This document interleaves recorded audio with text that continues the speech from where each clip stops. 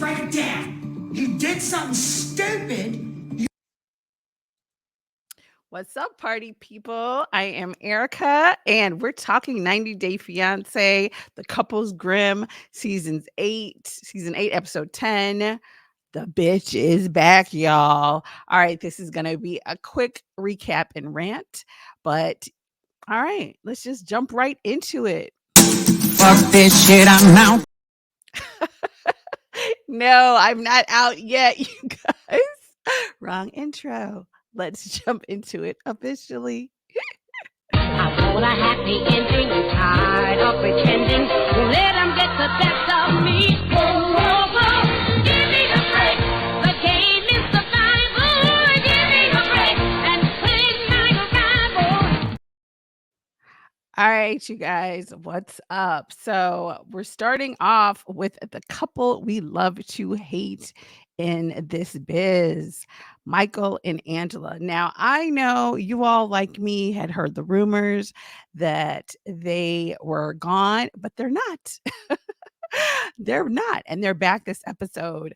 Michael and Angela, they're in Nigeria. Michael is getting ready to go for his interview. Now, if you've seen any of my other videos on this couple, we know Michael has not only made it to the US, but he has also escaped Angela. So we won't delve into this too deeply because we know how it's going to end. But what is interesting is, and the reason why I showed that little clip earlier is because Angela, even here, even before Michael gets his papers and everything, Angela is already talking to Michael crazy. Crazy. And poor Michael wants to be in the US. He wants to someday vote for Trump so badly that he's taking it. Even now, where she is in this scene. Let's take a quick look.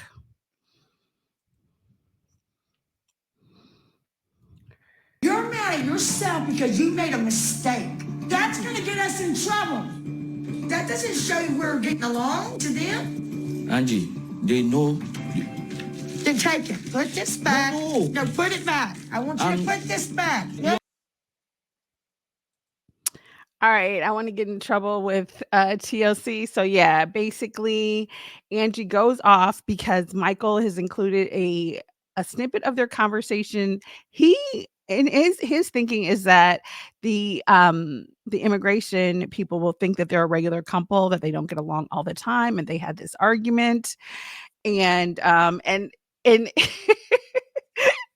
my goodness, my face is looking a little shiny here in the lights, but that's why I'm wearing the cheap blonde wig. Shuts out to Angela. This is the deem do, that's what we'll call it. So basically, they get into this big blowout because he included a screenshot of a hold on, let me fix this right quick, you guys. Oh, today you're trying to do things quickly. All right. So basically, they're trying to, he's going to go for his interview and she snaps off on him. This is the morning, literally, he's packing all his items to go. And that's the time she goes off. If she had a problem with it, she could have just taken it out or whatever. And then in the end, she refuses to go with him and sends him on by himself. The only thing I will say is after what is said and done, he's kind of very understanding because we all know he wants to be in America bad. So he doesn't really trip too much on her, but she goes off. She tells him to go by himself, and he does. And in the end, she does feel guilty about it. So yeah, there's that. But we all know, fast forward, she eventually tases him. So that won't last for long. All right. So let's move right along from them. The next couple we're going to talk about is one of my I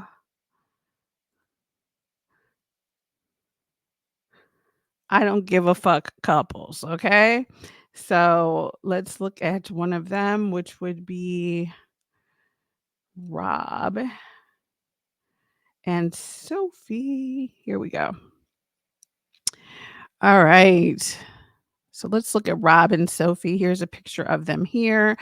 Basically, they go to the Hustler store, and in the Hustler store, she gives him some kind of crazy little stripper chest piece to put on that looked ridiculous. She basically puts on an outfit similar to what she has on except a shorter top and a little skirt, and she look how she always do. And these both of these people are so insecure in themselves. She gets mad because he doesn't immediately say, "Oh, you look amazing," which, like, duh, that's what you do say. I've had a blow up in the Hustler store myself. So sometimes you just have to I'm here to kind of be like with both of them. Sometimes you gotta just go with the flow and do what's expected as opposed to always saying what you really think because people have some sort of heightened sensitivity, I will say. So Rob basically Rob basically feels that he's worried about the cameras and looking crazy on oof, the oil. Okay, looking crazy on screen, much as I'm looking crazy today. And he and basically and she looks cute. So he's so in his head about not thinking he looks good, he doesn't even compliment her. And then she's so worried that she needs compliments from him. And so she gets angry. They have a huge blow up. No one is really listening to the other person because they're both worried because they have hurt each other's feelings because no one is giving out these free and begged for compliments. Yeah, that's pretty much all I have to say for them.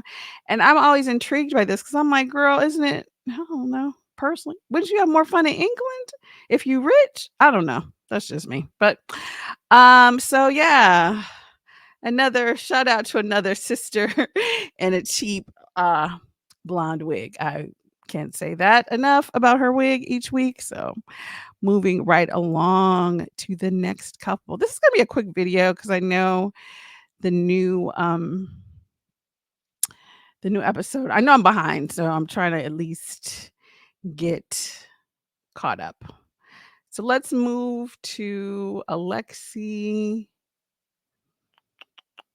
and Loren.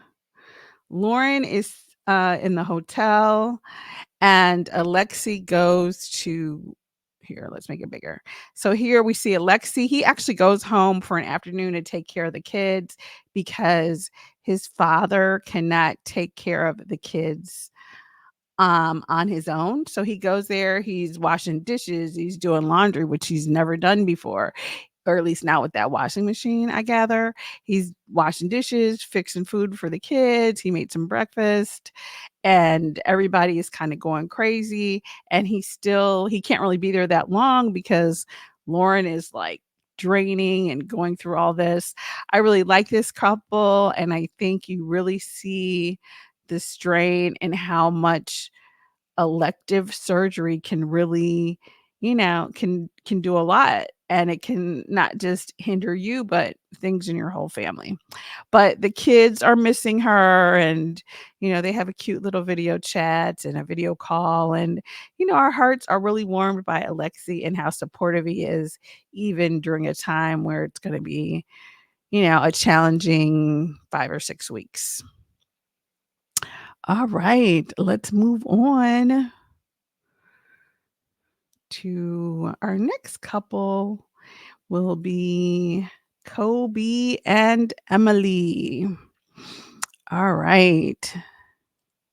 So here we are having the knock door ceremony. This is Kobe's cousin right here at the end of the couch, his father, um, maybe his grandfather, I'm not sure, but these are all his family members, and they're coming to seek Emily's parents' blessing and the dowry and all the things, so they can have the official Cameroonian ceremony.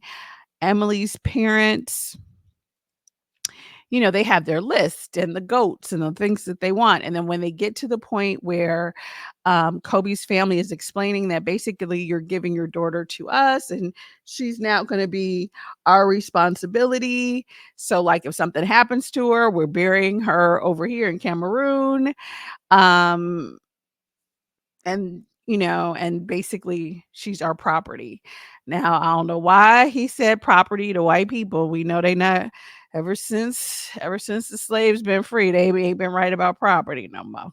So the mother is kind of upset. Even her father kind of, while he seemed to be okay with it originally, now with the use of the word property in reference to Emily, you know, uh they're a little uncomfortable.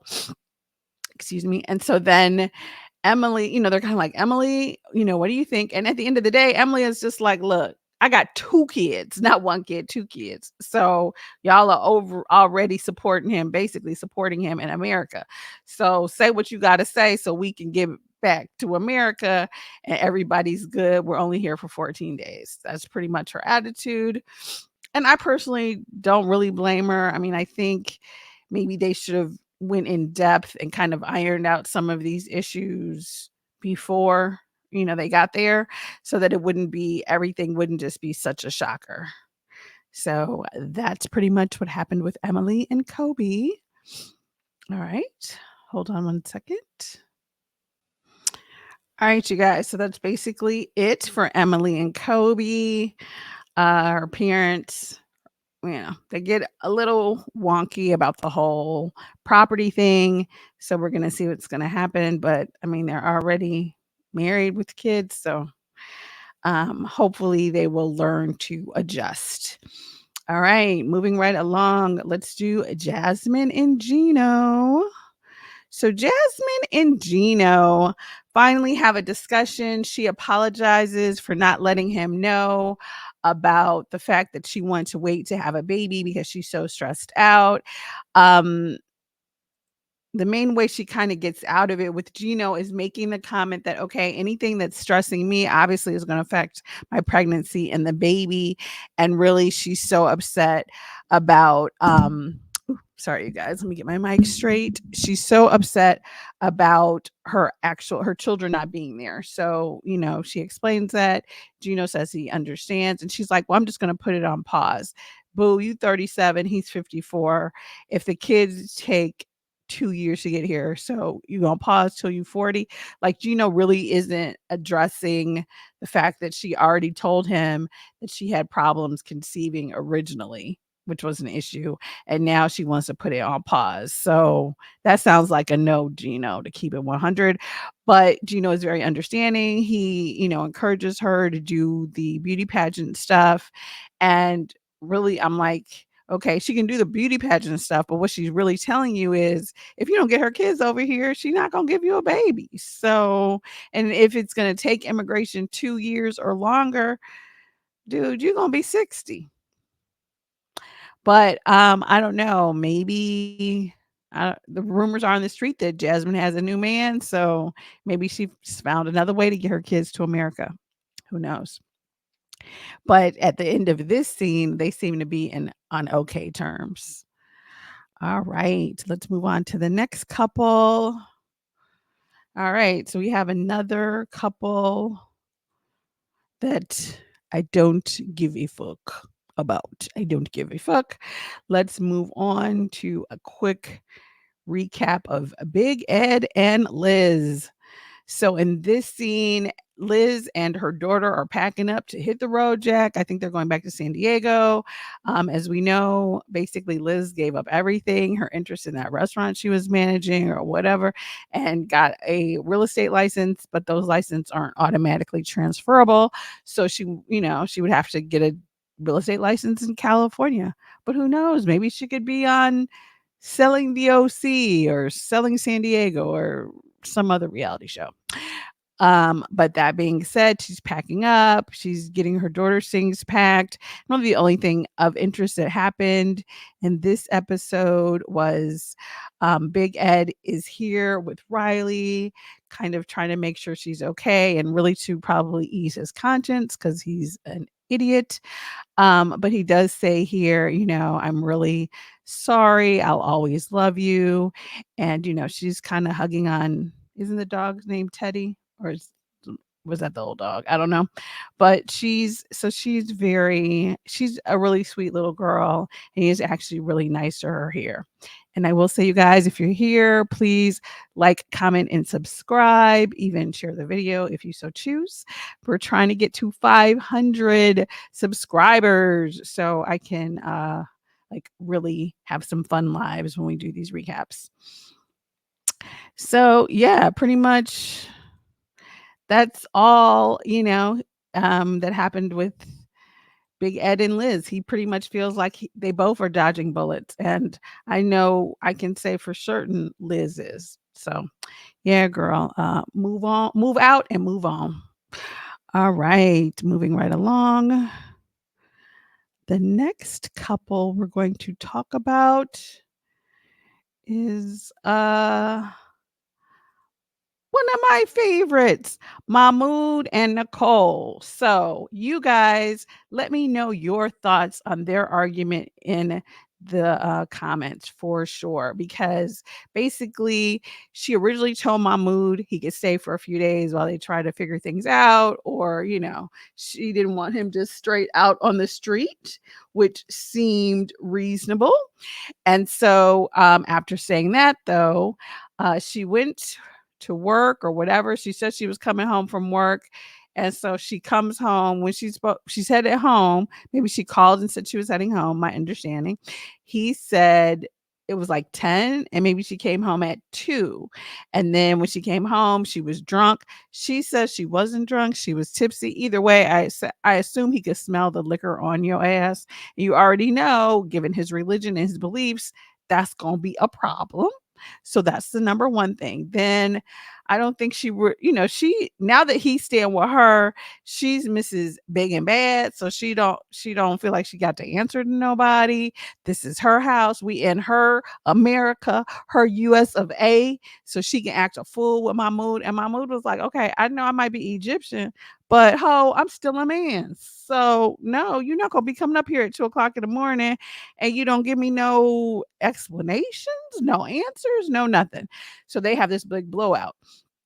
Then we see them the next day where she explains that she did all this stuff with Olga. And he's like, well, yeah, you can say that now after you had all night to come up with a story.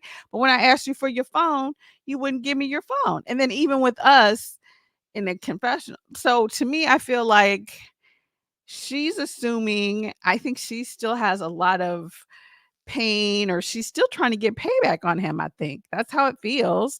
But regardless, she wouldn't give up her phone.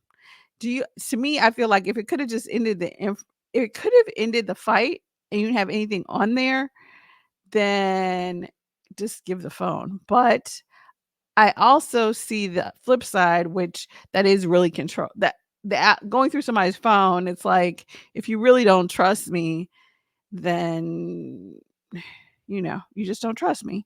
So let me know your thoughts on that. I can kind of see both sides on it, but part of me is just like, she has been moving so shady, not necessarily because she's cheating, but more because she's trying to prove a point to him that she's the one in control.